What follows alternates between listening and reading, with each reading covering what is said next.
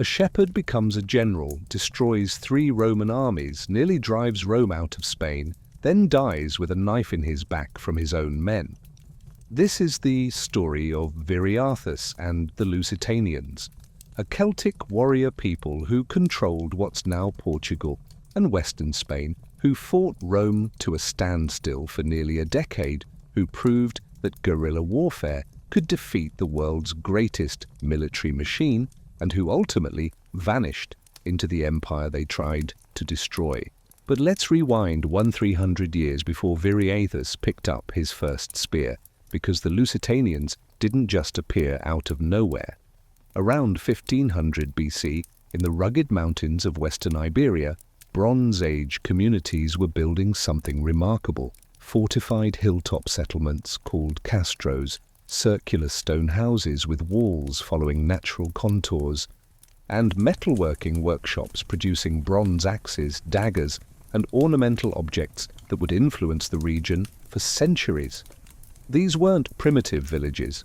Archaeological digs at sites like Lusitania de Briteros reveal sophisticated drainage systems, paved streets, and evidence of specialized craft production where bronze smiths worked copper and tin into tools that rivaled anything produced in the Mediterranean. They built their communities on elevated positions throughout the territory, taking advantage of natural defensive features while maintaining control over river valleys and trade routes. The pottery they made, handcrafted vessels decorated with geometric patterns, served everything from food, storage to ritual activities, with regional variations hinting at different tribal identities even this early. Between 800 BC, waves of Celtic-speaking peoples began migrating into western Iberia, bringing with them ironwork technology that revolutionized warfare and agriculture. This wasn't a single massive invasion, but rather gradual movements by different tribal groups, each carrying distinct cultural elements that would blend with existing traditions to create the unique Lusitanian identity. The Celtic newcomers brought iron weapons, long swords, spears, and distinctive curved knives called falcatas that provided military advantages over bronze-equipped opponents. More significantly, iron plowshares and agricultural tools enabled more efficient cultivation, supporting larger populations and more complex social organizations. Archaeological evidence from Castro di Sabroso shows the gradual replacement of bronze implements with iron tools, marking this technological transition. The Lusitanian language, known primarily from inscriptions on stone monuments and bronze tablets, belongs to the Indo-European family and shows clear Celtic characteristics, though it retained distinct features differentiating it from Celtic languages in Gaul or Britain. Place names throughout Lusitanian territory preserve Celtic linguistic elements. Settlements bearing names ending in "briga" or incorporating Celtic words for geographical features. The Celtic migrations brought new religious and cultural practices that merged with existing traditions. Celtic deities associated with war, fertility, and natural forces found expression in Lusitanian religious practices, often syncretized with local spiritual traditions. Votive offerings at sacred sites include weapons, jewelry, and animal remains, suggesting complex ritual practices combining Celtic and indigenous elements. The geographic boundaries of Lusitanian territory encompassed diverse landscape, stretching from the Douro River in the north to the Guadiana River in the south, extending westward to the Atlantic coast and eastward into the central Iberian Plateau. This territory included the mountainous regions of the Serra da Estrela, the fertile valleys of the Tagus and Mondego rivers, and coastal plains providing access to maritime resources and trade networks. Within this extensive territory, different sub-regions developed distinct characteristics while maintaining overall cultural unity. The northern Lusitanian areas closer to Galazi influence showed stronger connections to Atlantic Bronze Age traditions and maintained more elaborate Castro settlements. The central regions centered around the Tagus Valley became the heartland of Lusitanian political and military power. early Lusitanian tribal organization reflected Celtic social structures adapted to local conditions. The basic social unit was the clan or extended family group organized around kinship ties and common ancestry. These clans controlled specific territories within the broader Lusitanian region, often centered on fortified settlements, serving as both defensive positions and administrative centers. Above the clan level, larger tribal confederations emerged to coordinate military activities. These confederations included groups like the Lusitani proper, the Vetones, and smaller sub-tribes controlling specific geographic regions. Leadership appears to have been based on military prowess and charismatic authority, rather than hereditary kingship, with war leaders emerging during conflicts and civic leaders managing peacetime activities. At the apex of Lusitanian society stood the warrior elite, professional fighters who controlled the most productive lands and commanded loyalty through personal allegiance and kinship ties. These elite warriors distinguished themselves through possession of high-quality weapons, long iron swords with elaborate bronze or silver inlays, decorated spearheads and round shields reinforced with bronze bosses bearing intricate geometric patterns. Archaeological excavations at elite burial sites like Castro de Romaris reveal complete sets of warrior equipment including iron swords in decorated bronze scabbards, multiple spearheads of varying sizes, bronze helmets with distinctive crest holders, and bronze horse harness fittings indicating status as mounted warriors. Personal ornaments found in these contexts include heavy gold torques with twisted rope patterns, bronze fibulae decorated with coral or amber insets, and belt buckles featuring stylized animal motifs. The warrior elite maintained their position through control of specialized craft production and long-distance trade networks. Fortified settlements under elite control housed workshops where skilled craftsmen produced weapons, jewelry, and ceremonial objects under direct patronage of warrior leaders. The famous Lusitanian cavalry, later renowned for their effectiveness against Roman forces, developed from long traditions of horse breeding and mounted warfare adapted to the region's terrain. Women in Lusitanian society differed significantly from patterns in other Celtic regions, showing influences from pre-Celtic traditions that accorded women substantial authority in certain spheres. Classical authors noted that Lusitanian women participated actively in agricultural work and craft production while maintaining important roles in religious ceremonies and family decision-making. Elite female graves contain gold jewelry including diadems with intricate repoussé work, multiple torques, and sets of bronze mirrors with decorated handles. Religious beliefs permeated every aspect of Lusitanian daily life with a complex pantheon of deities governing natural forces, agricultural cycles, and human activities. The Lusitanians worshipped numerous nature deities associated with specific geographical features. Mountain peaks, rivers, springs, and forests held sacred significance for individual clans or larger tribal groups. Bandua, a deity associated with warfare and community protection, received particular veneration among warrior groups, while Nabia governed agricultural fertility and water sources essential for farming communities. Sacred groves played central roles in Lusitanian religious practices, serving as sites for seasonal festivals, clan gatherings, and important ritual ceremonies. These groves, typically centered around ancient oak or chestnut trees, contained stone altars where offerings were made to various deities. The sanctuary at Panoias preserves rock-cut basins and inscriptions demonstrating the complexity of Lusitanian ritual practices. Economic activities centered on agriculture and animal husbandry, supplemented by mining, craft production, and trade with Mediterranean civilizations. The fertile river valleys provided ideal conditions for cultivating wheat, barley, millet, and legumes. Animal husbandry played particularly important roles. Large herds of cattle served as measures of wealth and social status. Mining operations in Lusitanian territory exploited rich deposits of gold, silver, copper, and tin that attracted attention from Mediterranean traders and later Roman conquerors. Gold mining in northwestern regions employed both placer mining techniques in riverbeds and sophisticated underground extraction methods. Silver mining in central territories produced high-quality ore, forming the basis for extensive trade networks connecting western Iberia with Mediterranean markets. Then Rome came knocking. In 194 BC, Marcus Porcius Cato, known to history as Cato the Elder, received orders from the Senate to extend Roman authority westward into the less familiar territories beyond the central Iberian plateau. His forces, consisting of 2 legions supplemented by Iberian auxiliaries, encountered immediate resistance as they moved through mountainous passes marking the eastern boundaries of Lusitanian lands.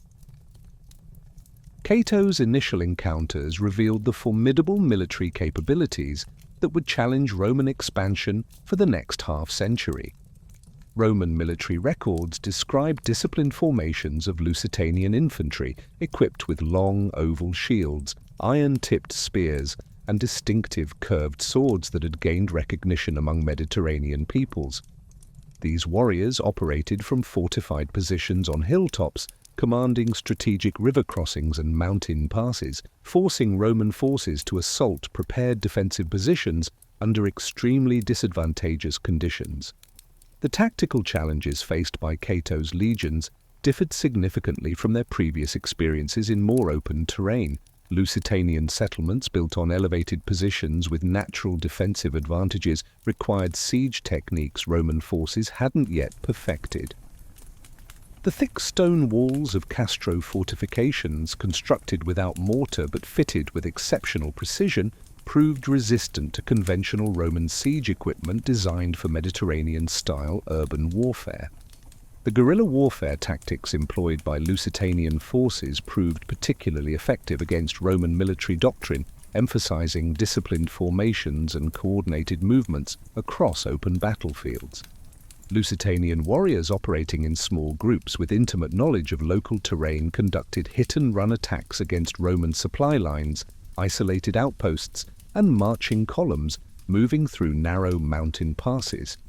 The Lusitanian cavalry earned particular recognition from Roman military writers for their exceptional skill and effectiveness in mountain warfare. These mounted warriors riding small but hardy horses bred specifically for mountainous terrain possessed mobility advantages, allowing them to strike at Roman forces from unexpected directions before withdrawing to safety. Lusitanian cavalry tactics emphasized individual combat skills and the ability to fight effectively both mounted and on foot, switching between roles as battlefield conditions required. Following Cato's initial campaigns, subsequent Roman military expeditions encountered increasingly organized resistance as different tribal groups formed coalitions to coordinate opposition. The Lusitanian Confederation that emerged included not only the Lusitani proper, but also allied tribes such as the Vetones, who controlled territories along eastern borders. These tribal coalitions represented significant evolution in Lusitanian political organization, moving beyond traditional clan-based structure to create larger military and political units capable of sustained resistance. The administrative challenges faced by Roman commanders proved as significant as military obstacles. The decentralized nature of Lusitanian political organization meant that defeating one tribal group or capturing a major settlement didn't necessarily result in submission of neighboring communities. Roman administrative methods developed for more centralized societies proved inadequate for managing territories where political authority remained dispersed among numerous clan leaders. And the period between 180 and 150 BC witnessed escalating conflicts as Roman military pressure intensified, while Lusitanian resistance became more sophisticated. Roman commanders, including Lucius Postumius Albinus and Servius Sulpicius Galba, employed increasingly harsh methods attempting to pacify Lusitanian territory. systematic destruction of agricultural resources, forced relocation of populations, and punitive expeditions designed to terrorize communities into submission.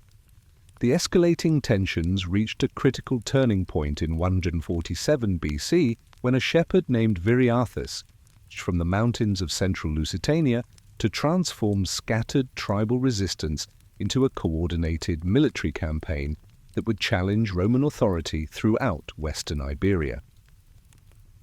His rise to prominence began during the aftermath of Servius Sulpicius Galba's treacherous massacre of Lusitanian negotiators in 150 BC, an event that shattered any remaining trust between the two peoples and provided the catalyst for sustained indigenous resistance Rome would face in the Iberian Peninsula. Viriathus belonged to a class of Lusitanian society that Roman sources typically dismissed as barbarous and insignificant. Yet his background as a shepherd provided him with intimate knowledge of mountainous terrain that would prove decisive in his military campaigns.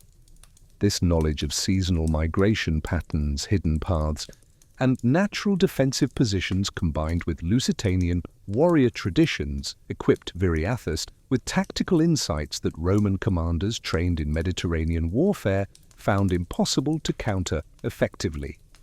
The transformation of a shepherd into a military leader reflects the fluid social structures characterizing Lusitanian society during periods of external threat. Unlike rigid hierarchies governing Roman military organization, Lusitanian leadership emerged through demonstrated competence in warfare and ability to inspire loyalty among warriors from different tribal backgrounds. Viriathus possessed charismatic qualities, enabling him to unite previously fractious tribal groups under a common cause, while his strategic acumen allowed him to coordinate military operations across territories that had never before acted in concert. Contemporary accounts describe Viriathus as a man of exceptional physical presence, tall and powerfully built, with the weathered appearance of someone who'd spent his life in the mountains. Viriathus's first major military success occurred in 147 BC when his forces ambushed a Roman column commanded by Gaius Vitellius near the town of Tribola in central Lusitania. The battle demonstrated the tactical innovations that would characterize Viriathus's military campaigns, combining traditional Lusitanian guerrilla methods with sophisticated strategic planning exploiting Roman tactical weaknesses. His forces allowed the Roman column to advance deep into a narrow valley before attacking simultaneously from multiple directions, using terrain to negate Roman advantages in equipment and formation fighting. The ambush at Tribola revealed careful intelligence gathering supporting Viriathus's military operations. Lusitanian scouts, many of them shepherds and hunters familiar with Roman patrol patterns, provided detailed information about enemy movements, supply lines, and defensive preparations.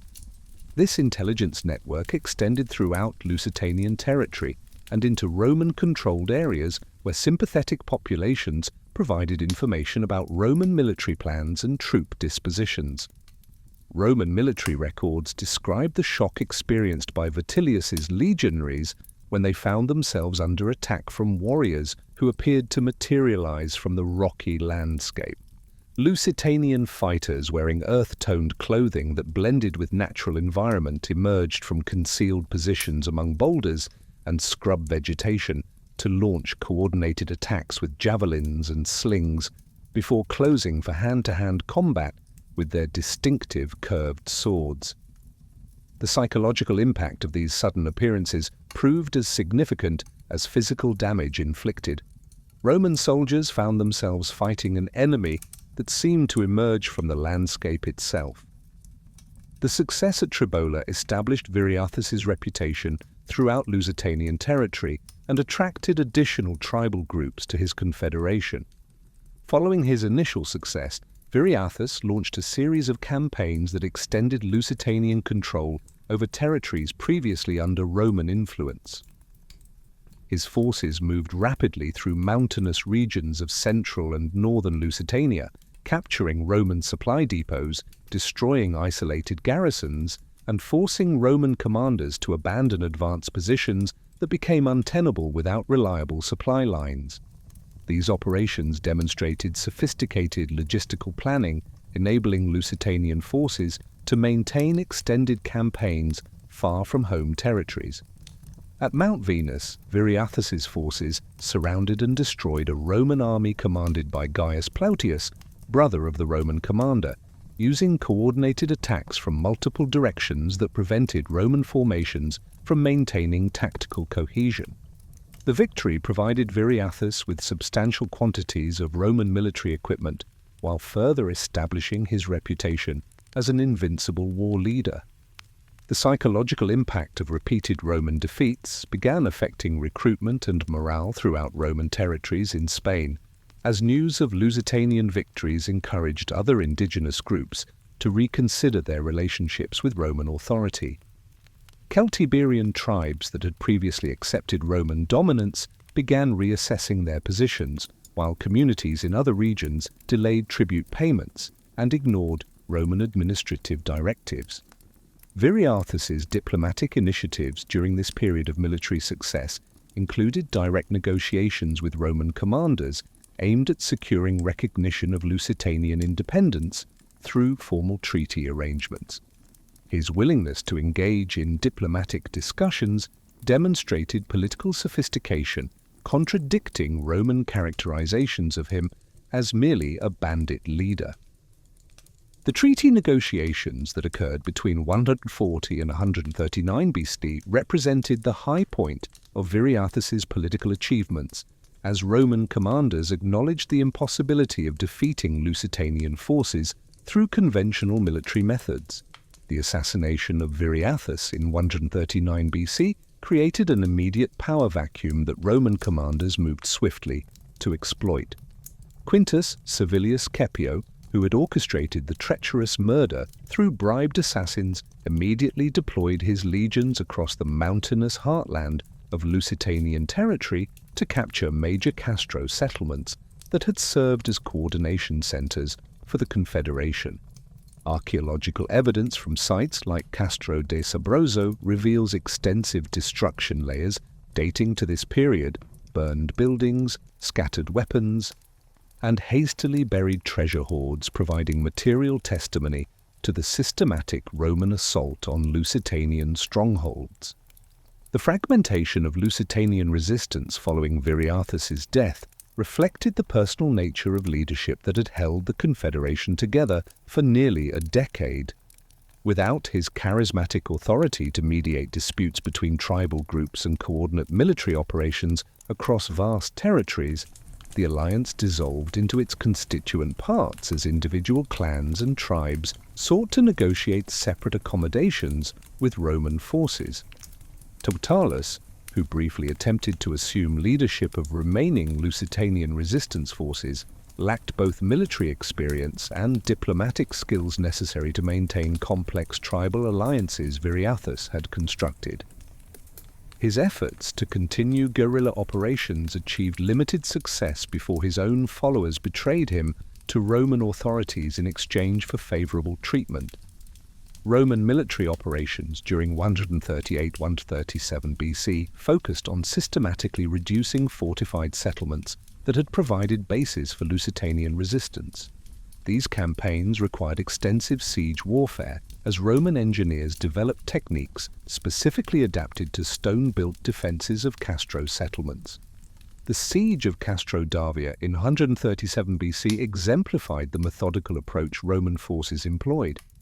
The settlement, located on a steep hilltop commanding a strategic river valley, required a 6-month siege demonstrating both Roman persistence and defensive capabilities of well-constructed Castro fortifications. Roman engineers constructed a complete circumvallation around the hilltop, including wooden towers positioned to overlook defensive walls and catapults capable of launching heavy stones against the settlement's buildings. The defenders employed sophisticated countermeasures that prolonged the siege far beyond Roman expectations, including construction of additional internal walls, creating multiple defensive lines within the settlement. Lusitanian engineers demonstrated their own technical capabilities by digging countermines designed to collapse Roman tunneling operations, while defenders used fire arrows and heated stones to damage Roman siege equipment. The eventual fall of Castro Davia resulted from starvation rather than military assault, as the Roman circumvallation successfully prevented delivery of supplies to the besieged population. Skeletal remains found in the final destruction layer show evidence of malnutrition and disease characterizing the siege's final months.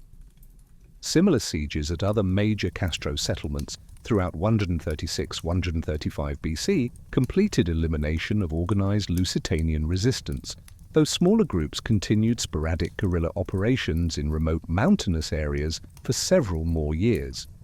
The administrative challenges following military conquest required Roman officials to develop new governmental structures capable of managing territories that had never been subject to centralized political control.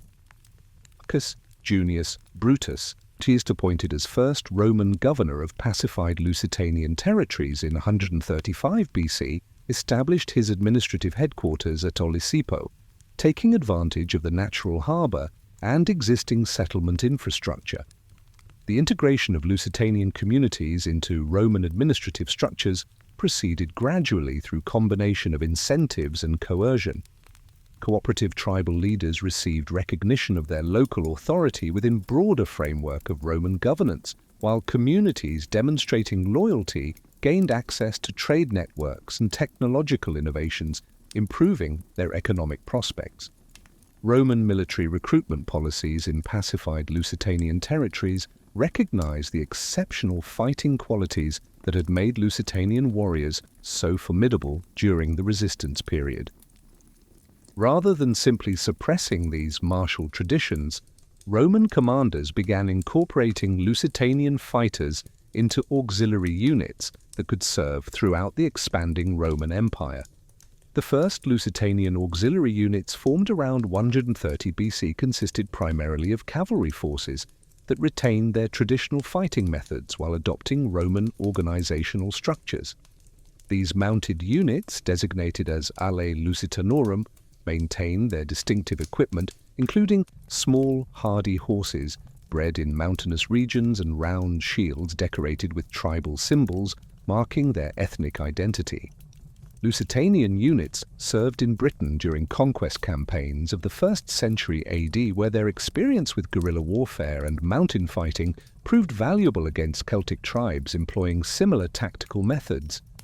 In Germania, Lusitanian cavalry units participated in frontier wars that established Roman control along the Rhine, where their mobility and individual fighting skills complemented disciplined formations of legionary infantry.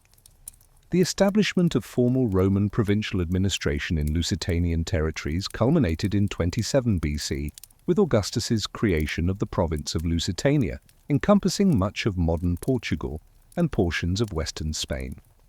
Augusta Emerita, founded as the provincial capital on the Guadiana River, represented a new type of urban center designed specifically to serve as an administrative hub for diverse communities scattered throughout the province. The urban planning of Augusta Emerita incorporated architectural features designed to accommodate both Roman administrative needs and cultural preferences of local populations who would need to interact with provincial government. The transformation of Lusitanian society under Roman rule created new social hierarchies that combined traditional clan leadership with Roman administrative structures, enabling local elites to maintain authority while serving imperial objectives. By the early 3rd century AD, descendants of tribal leaders who had once fought against Roman expansion found themselves occupying senatorial positions in Rome itself, commanding legions across the empire and wielding influence in imperial courts their ancestors could never have imagined.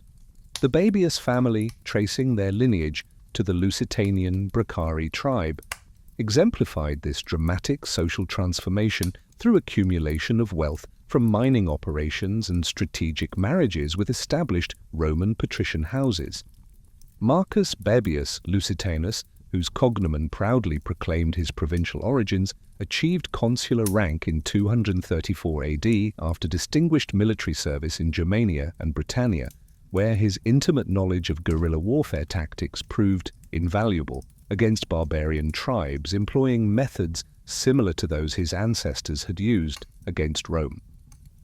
Archaeological evidence from the family's villa near Bracara Augusta reveals extraordinary wealth accumulated through 3 generations of imperial service, including elaborate mosaic floors depicting scenes from classical mythology alongside hunting scenes reflecting continuing connections to Lusitanian heritage. The villa complex demonstrated sophisticated architectural synthesis characterizing elite residences throughout former Lusitanian territories. The main residential building incorporated traditional Roman atrium and peristyle layouts, while featuring distinctive regional elements, including granite columns quarried from local sources and decorative motifs drawing inspiration from pre-Roman artistic traditions. The cultural contributions of Lusitanian intellectuals to Roman literary and scholarly traditions reflected sophisticated educational systems that had developed in provincial cities by the 2nd century AD. Lucius Junius Columella, born near Gades but claiming descent from Lusitanian tribal nobility, authored the most comprehensive agricultural treatise surviving from the ancient world, combining practical farming knowledge derived from provincial experience with classical literary techniques learned through Roman rhetorical education. His work, De Re Rustica, provided detailed instructions for agricultural techniques, livestock management, and rural estate administration, drawing extensively upon practices developed in diverse environmental conditions of Western Iberia. The persistence of regional identity within Roman provincial systems manifested most clearly in religious practices maintaining connections to pre-Roman spiritual traditions while accommodating imperial religious requirements.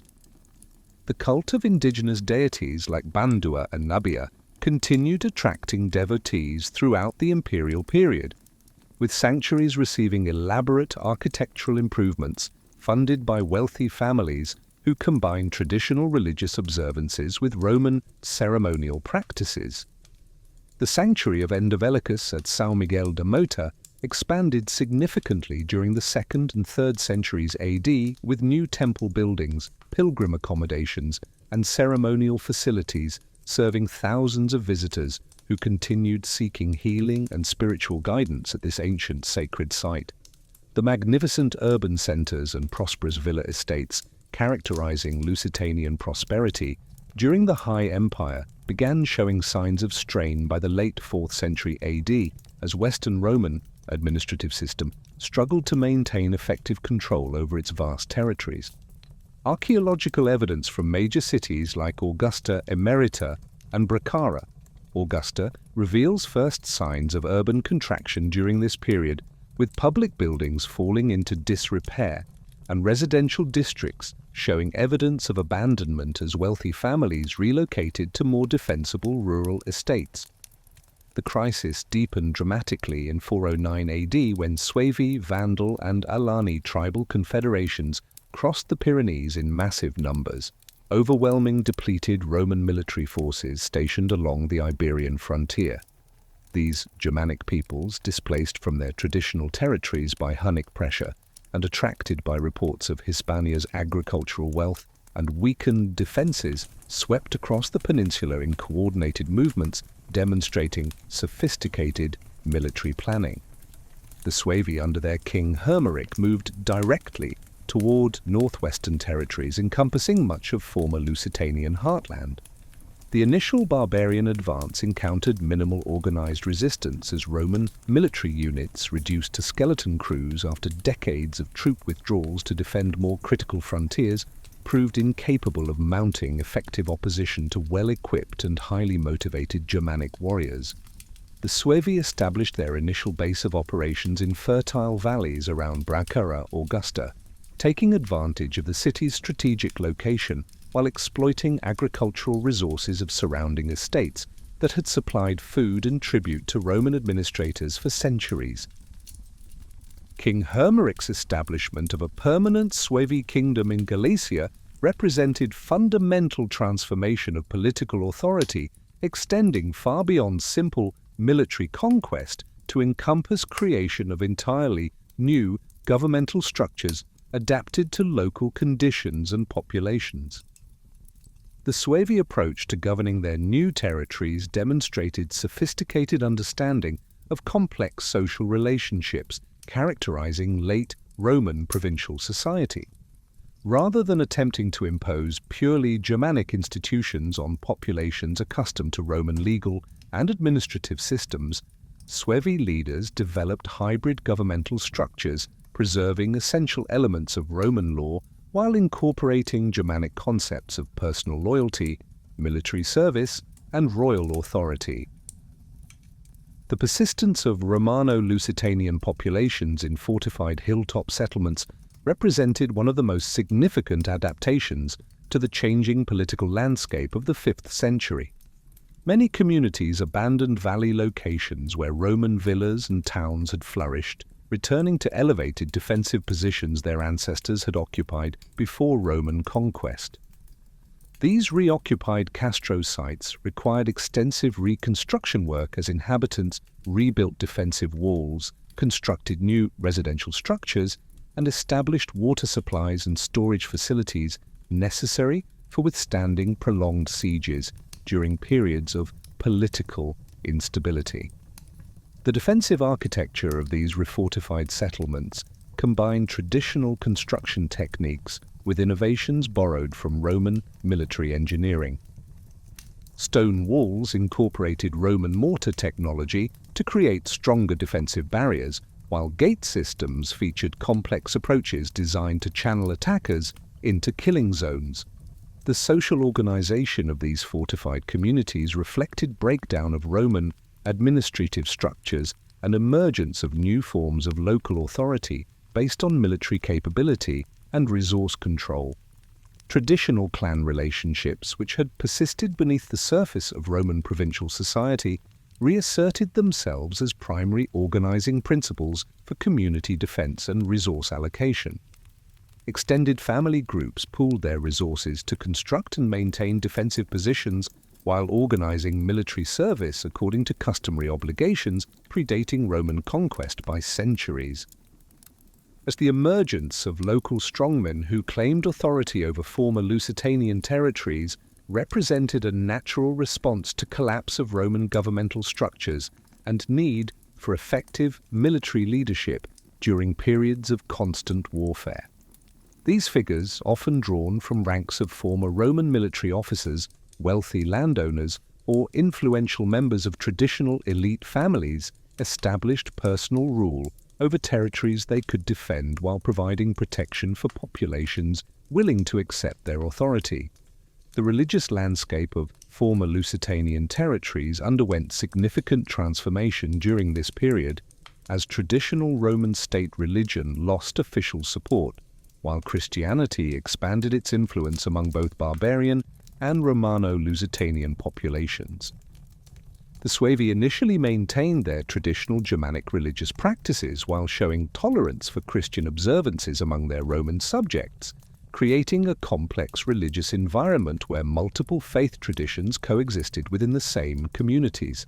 The spread of Christianity among Romano-Lusitanian populations accelerated during the 5th century as the new faith provided spiritual comfort during periods of political upheaval while offering organizational structures that could function independently of imperial governmental support. Christian bishops emerged as important political figures who could negotiate between competing authorities while providing essential services including education, dispute resolution, and charitable assistance for populations struggling to survive during economic disruption and military conflict. The economic foundation supporting these various political entities during the 5th century necessarily differed from commercial systems characterizing the High Empire. Instead, emphasizing local production and regional trade networks that could function despite breakdown of imperial administrative and military structures. Agricultural production focused on subsistence crops and livestock that could support local populations while providing surpluses for trade with neighboring communities and barbarian groups. Mining operations continued throughout this period under various forms of local control, with former Roman mining sites operated by whoever could provide security for workers and equipment while maintaining technical knowledge necessary for efficient ore extraction. The gradual expansion of Visigothic authority into former Lusitanian territories during the early 6th century represented not sudden conquest but rather complex process of political negotiation, military pressure, and administrative integration that would fundamentally reshape governance of Western Iberia while preserving essential elements of Romano-Lusitanian cultural identity. King Alaric II's campaigns against the Suevi Kingdom of Galicia between 506 and 511 AD brought Visigothic forces into direct contact with the network of fortified settlements and regional strongmen who had maintained various degrees of independence throughout the previous century of political fragmentation. The Visigothic administrative system that emerged in these territories reflected lessons learned from governing other former Roman provinces, emphasizing preservation of existing social structures and legal traditions while establishing clear lines of authority connecting local communities with the royal court at Toledo. The appointment of Visigothic dukes to oversee major territorial divisions within former Lusitanian lands created a new layer of governmental authority operating between the royal court and existing local leadership structures. Duke Sisebutus of Merida, appointed around 520 AD to govern southern regions of former Lusitania, exemplified the pragmatic approach characterizing successful Visigothic administration. Rather than attempting to impose purely Germanic governmental methods, Sisebutus developed hybrid administrative systems incorporating Visigothic concepts of royal authority and military service while preserving Roman legal procedures for civil disputes, property transactions, and commercial relationships continuing to govern daily life. The integration of Romano-Lusitanian aristocratic families into Visigothic governmental structures proceeded through carefully negotiated arrangements preserving their local authority while requiring acknowledgement of Visigothic royal supremacy and participation in broader administrative systems.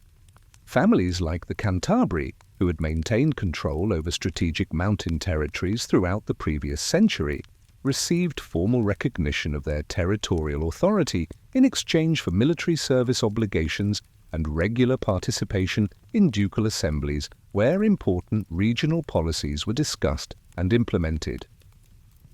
The military organization that emerged from this integration process combined Visigothic heavy cavalry with traditional Lusitanian infantry formations and guerrilla warfare techniques that had proven their effectiveness throughout centuries of mountain warfare.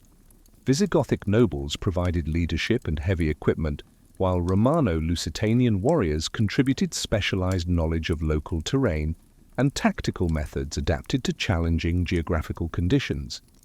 The persistence of Romano-Lusitanian cultural elements within Visigothic governmental and social systems reflected practical value of existing institutions and demographic realities, making complete cultural replacement impossible.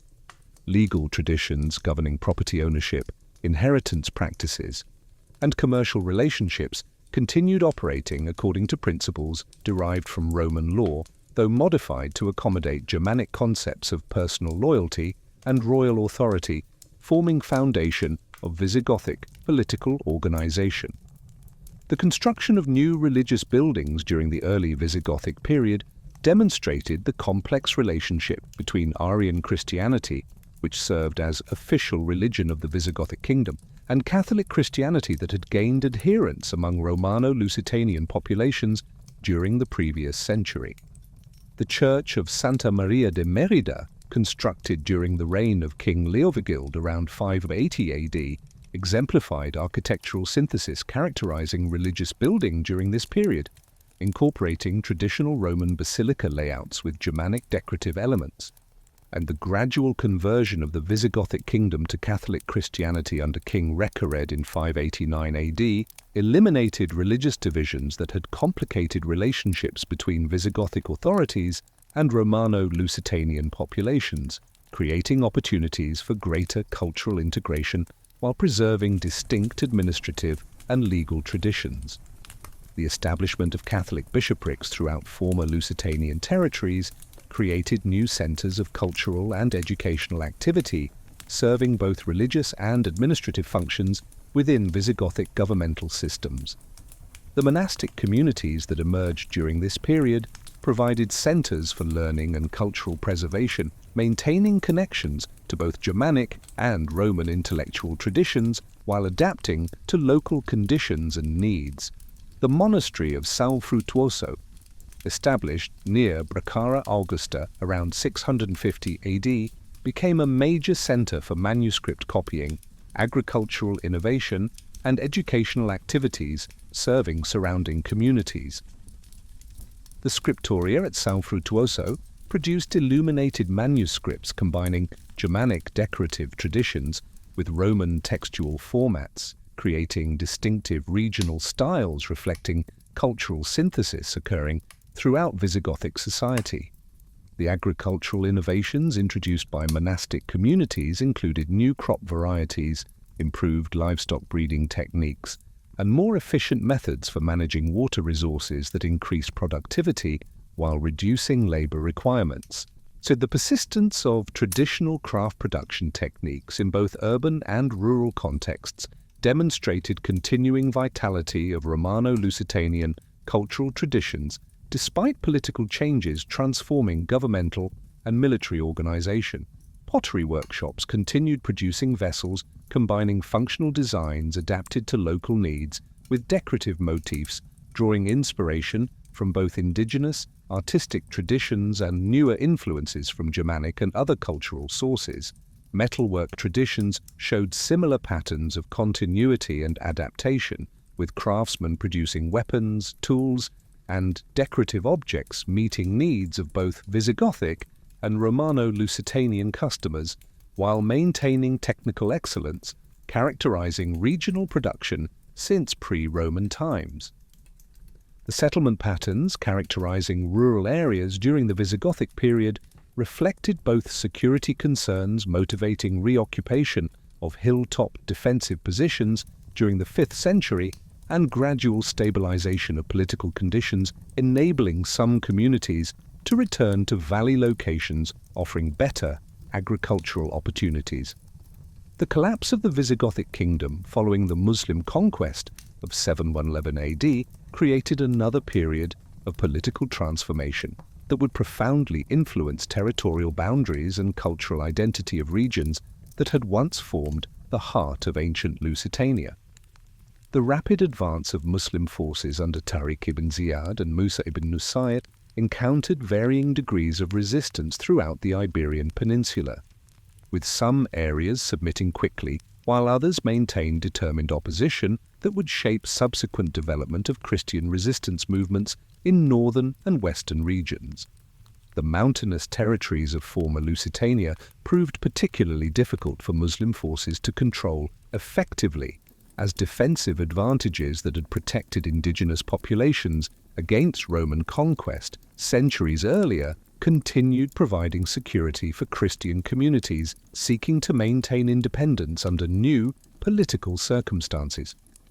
The fortified settlements that had evolved through successive periods of Roman, Suevi, and Visigothic rule adapted once again to serve as centers of resistance against Muslim expansion, while traditional knowledge of mountain warfare characterizing Lusitanian military culture throughout its history found new expression in guerrilla tactics employed by Christian fighters.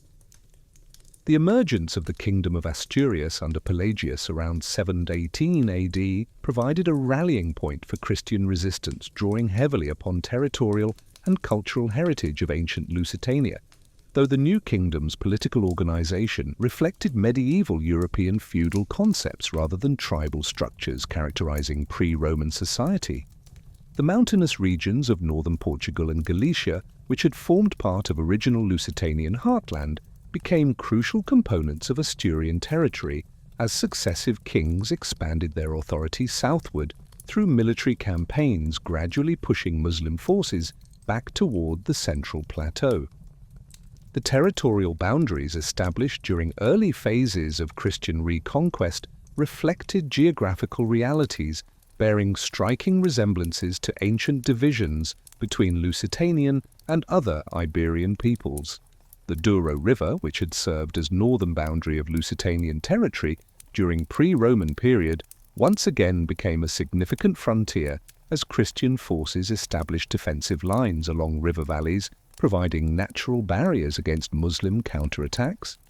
The gradual southward expansion of Christian authority during the 9th and 10th centuries proceeded through establishment of fortified settlements and administrative centres that consciously drew upon historical precedents from Roman and Visigothic periods while adapting to contemporary military and political requirements.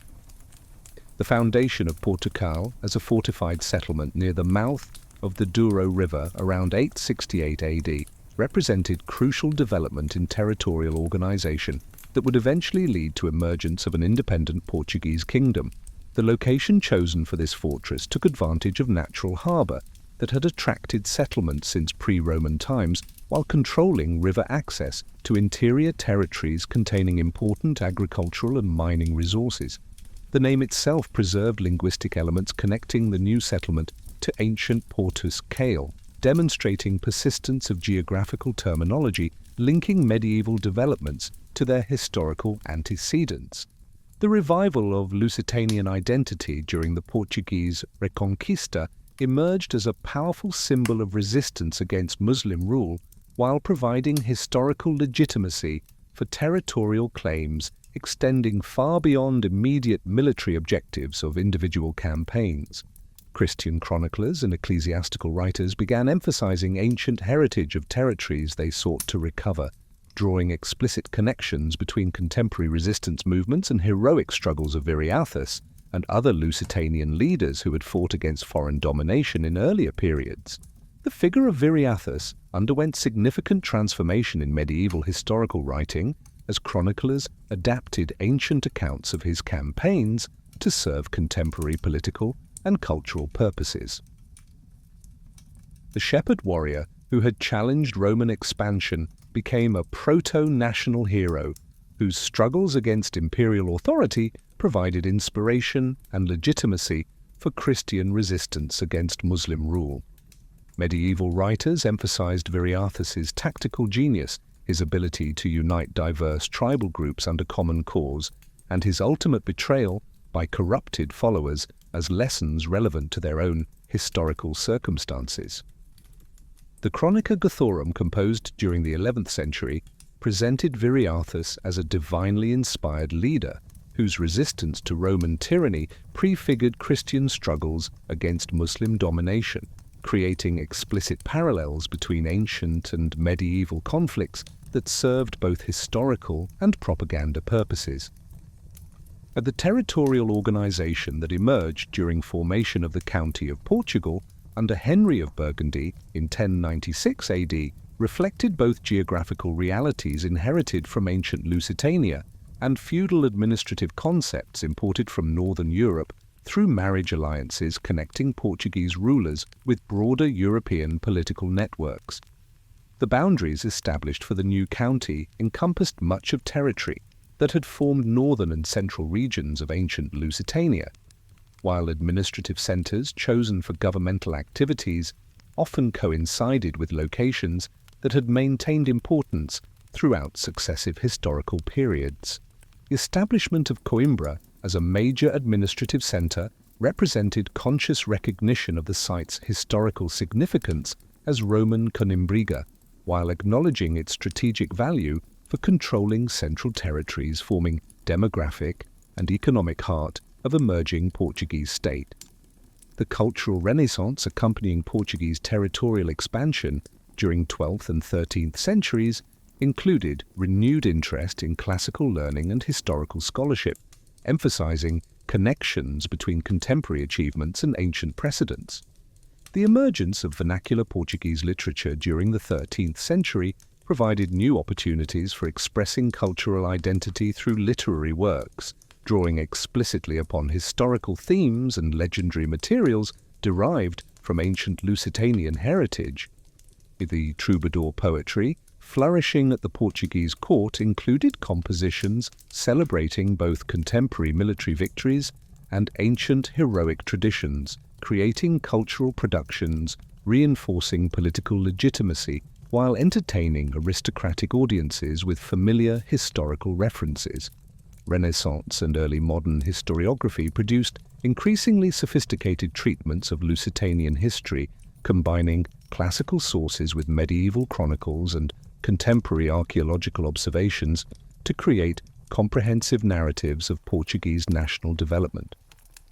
Humanist scholars working during 15th and 16th centuries had access to classical texts preserved in monastic libraries throughout the medieval period, while also drawing upon oral traditions and material remains, providing evidence for historical continuity between ancient and contemporary populations. João de Barros, writing during early 16th century, produced historical works presenting Viriathus as founding hero of Portuguese national identity while tracing territorial and cultural continuity connecting ancient Lusitania with contemporary Portuguese empire. His Décadas de Ásia included extensive discussions of Portuguese historical development, emphasizing martial virtues and territorial ambitions characterizing Lusitanian society since ancient times, while demonstrating how these qualities had enabled Portuguese expansion throughout the Atlantic world. The romanticization of Lusitanian resistance to Rome reached its culmination during early modern period as Portuguese writers sought to provide historical foundations for contemporary imperial achievements, while celebrating martial qualities enabling territorial expansion throughout Africa, Asia, and the Americas. Viriathus became a central figure in Portuguese national mythology, as writers portrayed his guerrilla campaigns as prefigurations of Portuguese military success in overseas territories where similar tactical approaches had proven effective against numerically superior opponents. Luís de Camões incorporated extensive references to Lusitanian history in Os Lusíadas, his epic poem celebrating Portuguese maritime expansion and imperial achievements. The poem presented Viriathus and other ancient heroes as spiritual ancestors of contemporary Portuguese explorers and conquerors, while drawing explicit parallels between ancient resistance to Roman imperialism and contemporary Portuguese challenges to established European powers in overseas territories. This literary treatment established Viriathus as permanent fixture in Portuguese cultural consciousness, while providing historical legitimacy for imperial ambitions extending far beyond the Iberian Peninsula.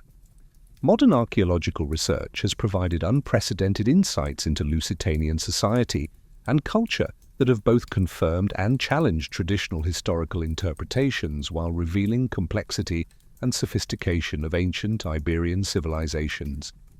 Systematic excavations at major sites like Conimbriga, Bracara Augusta, and numerous Castro settlements have uncovered material evidence demonstrating advanced technical knowledge, artistic achievement, and social organization characterizing Lusitanian communities throughout their historical development.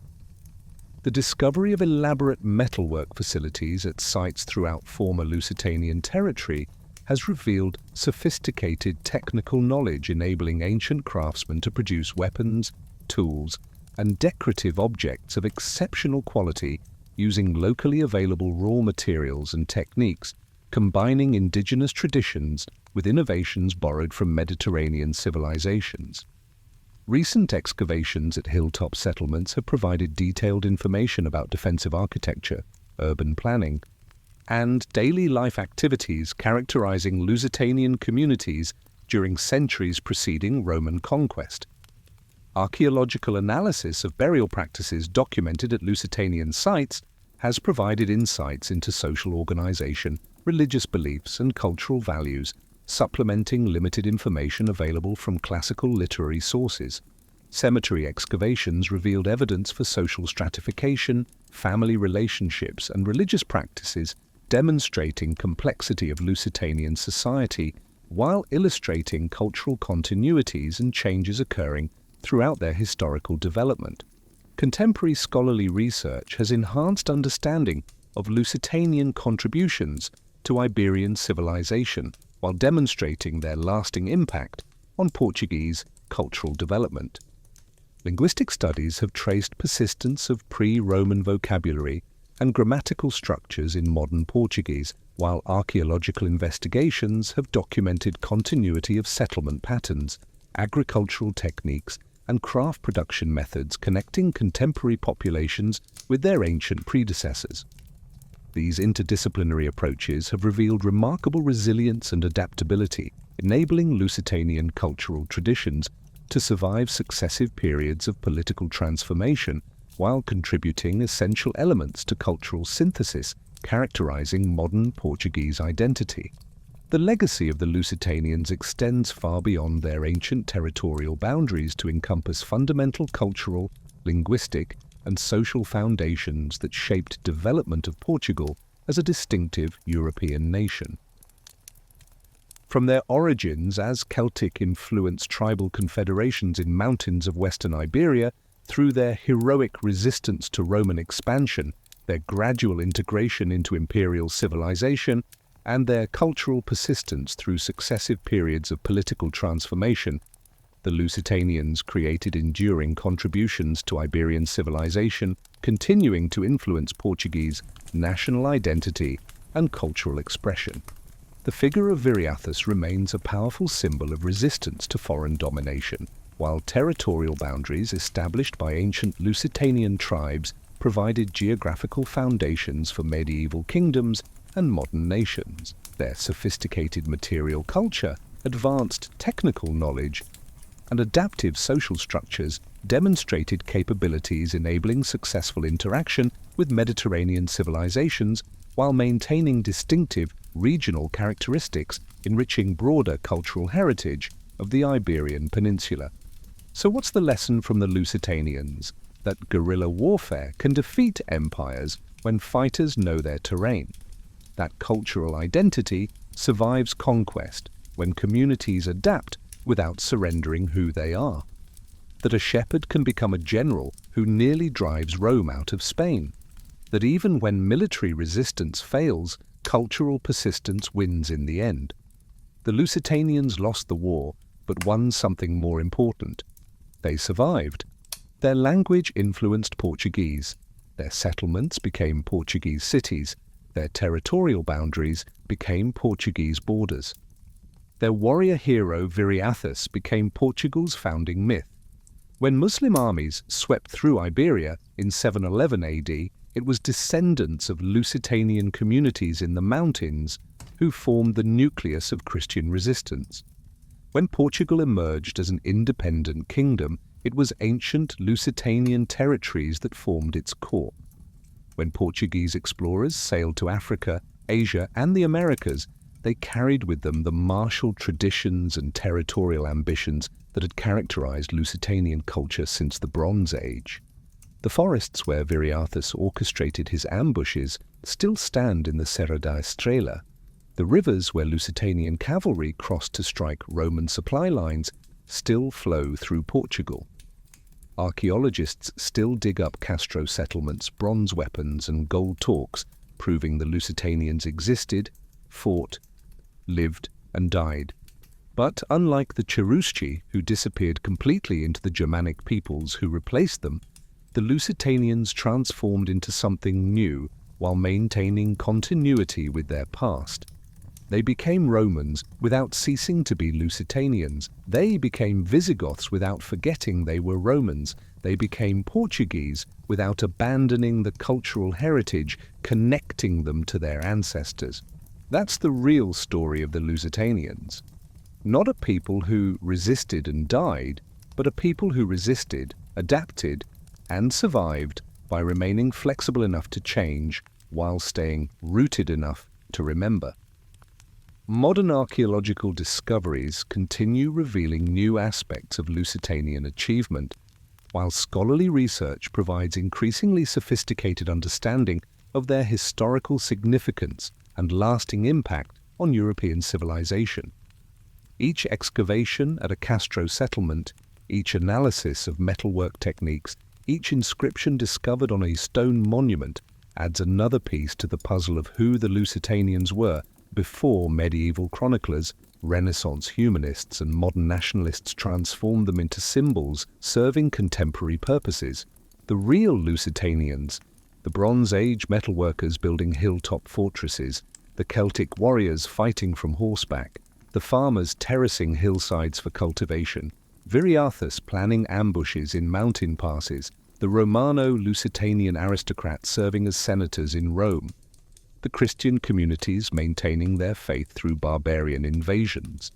They deserve to be remembered for who they actually were: skilled craftspeople, sophisticated tacticians, adaptive communities navigating impossible choices between resistance and survival, between maintaining identity and accepting transformation. Their legacy lives on not just in Portuguese national mythology, but in the actual landscape, language, and culture of modern Portugal. Every time someone speaks Portuguese, they're using a language shaped by pre-Roman Lusitanian vocabulary. Every time someone visits a Castro settlement, they're walking through defensive positions that protected Lusitanian communities for over a millennium. Every time someone celebrates Portuguese independence and cultural distinctiveness, they're drawing on traditions connecting back to those Bronze Age communities building circular stone houses in the mountains of western Iberia. The Lusitanians remind us that cultural survival doesn't require military victory, that adaptation isn't surrender, that maintaining identity while accepting transformation is possible, that sometimes the peoples who lose politically end up winning culturally because they survive while their conquerors eventually disappear. Rome conquered the Lusitanians militarily but absorbed them culturally. The Suevi replaced Roman administration but adopted Romano-Lusitanian culture. The Visigoths conquered the Suevi but preserved Lusitanian traditions. The Muslims conquered the Visigoths but couldn't hold the Lusitanian heartland. The Portuguese Reconquista succeeded precisely because it drew strength from that unbroken chain of cultural continuity connecting Christian warriors in the 8th century AD back to Bronze Age communities in 1500 BC. If you're interested in how small peoples can challenge empires, how cultural identity survives conquest, and why sometimes losing battles means winning wars, you've come to the right channel. The Lusitanians provide valuable lessons about resilience, adaptation, and the power of cultural memory to sustain communities through centuries of political transformation. Subscribe to Colossus of Empires for more stories about the peoples who shaped history by surviving it, because sometimes the most important victories aren't won on battlefields, but in the hearts and minds of communities refusing to forget who they are.